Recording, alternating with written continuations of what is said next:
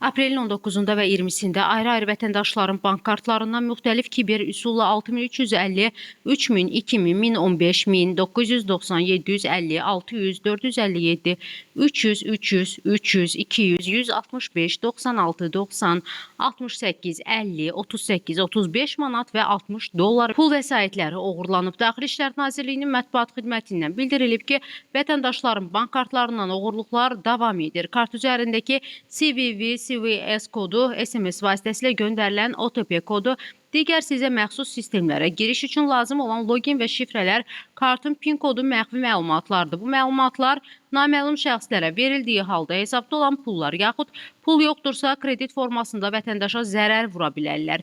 Bir daha vətəndaşlara şübhəli zənglərdən gələn cəlbedici qazanc, sığorta, viza işləri, bank hesablarının möhkəmləndirilməsi, mədaxil üzrə ödənişlərlə əlaqəli təkliflərə diqqətlə yanaşmaq tövsiyə edilir. Qəti formada şəxsi bank məlumatlarını naməlum şəxslərə vermək olmaz, çünki təhlükə var.